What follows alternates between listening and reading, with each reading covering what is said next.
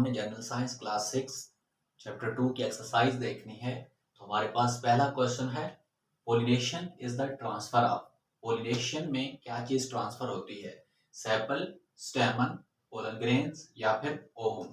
तो पोलिनेशन में pollen grains एक जगह से दूसरी जगह ट्रांसफर होते हैं। तो क्वेश्चन नंबर 2 है हमारे पास, zygote is formed as a result of. Zygote किस चीज के नतीजे में बनता है, मतलब इसमें कौन सा प्रोसेस होता है?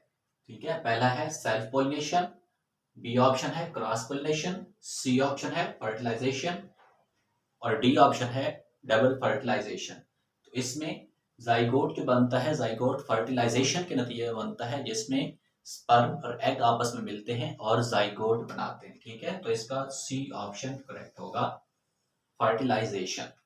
क्वेश्चन नंबर 3 है हमारे पास, zygote develops into. Zygote division के नतीजे में किस चीज में कन्वर्ट होता है? एम्ब्रियो में, बी ऑप्शन है एम्ब्रियो सैक में, सी ऑप्शन है एंडोस्पर्म में और डी ऑप्शन है ओव्यूल में।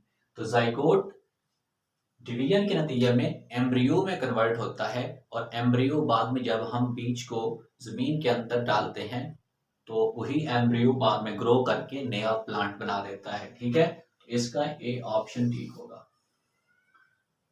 क्वेश्चन नंबर 4 है हमारे पास, asexual reproduction in which stem of a plant is buried in the soil near the parent plant।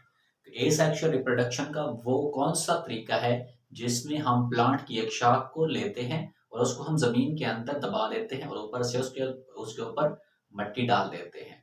तो मट्टी डालने के बाद क्या होता है, जो उसकी साइड बाहर निकली होती है वहां से नया पौधा बन जाता है और उसको हम अलग ग्रो कर देते हैं।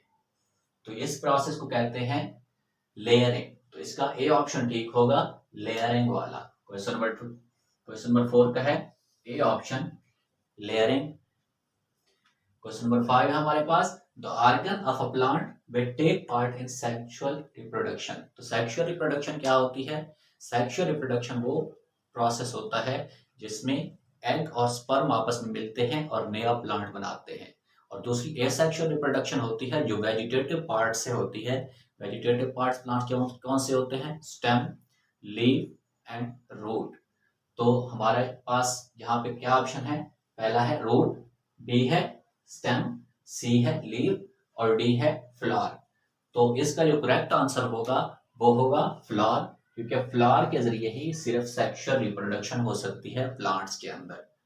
ठीक है, क्वेश्चन नंबर 6 है हमारे पास, the structure which is helpful to carry sperms to the ovary. कि वो स्ट्रक्चर जो स्पर्म्स को ओवरी तक लेके जाता है वो कौन सा होता है? पोल ट्यूब होती है, बी ऑप्शन है stigma, C option style, D option ovary. तो स्टिग्मा, स्टाइल और ओवरी ये तीनों ही फीमेल रिप्रोडक्टिव पार्ट्स के हिस्से होते हैं और पोलन ट्यूब होती है जो ओव्यूल तक स्पर्म्स को लेके जाती है, पोलन ट्यूब। ठीक है, तो इसका ए ऑप्शन ठीक होगा। क्वेश्चन नंबर 7 है हमारे पास, which is the example of natural vegetative propagation। Natural vegetative propagation की एग्जांपल कौन सी है? तो पहला ऑप्शन है रनर्स। तो रनर्स क्या होते हैं?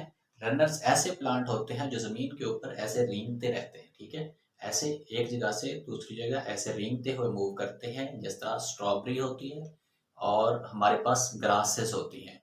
तो ग्रासेस और स्ट्रॉबेरी रनर्स होते हैं और साथ में बर्डिंग, सी ऑप्शन है कटिंग और डी ऑप्शन है ग्राफ्टिंग।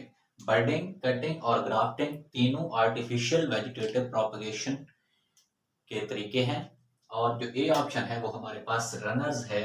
तो ये हमारे पास ए ऑप्शन करेक्ट होगा।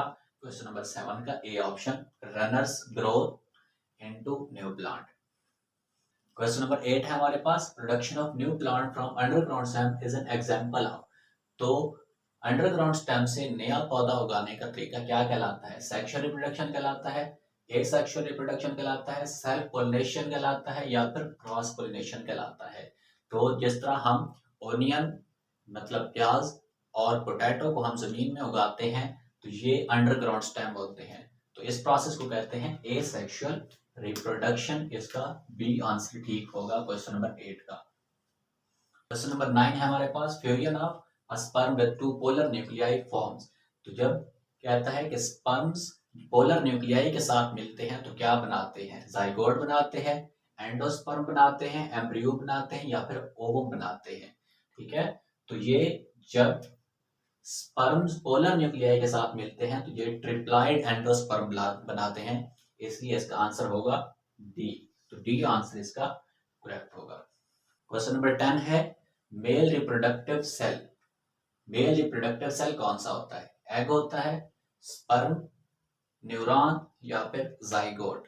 तो मेल रिप्रोडक्टिव सेल जो होता है वो हमारे पास स्पर्म होता है, एग फीमेल रिप्रोडक्टिव सेल होता है, न्यूरॉन हमारे दिमाग के अंदर होते हैं जो पैगाम को एक जगह से दूसरी जगह पहुंचाते हैं, और जब एग और स्पर्म आपस में मिलते हैं तो वो जाइगोट बनाते हैं।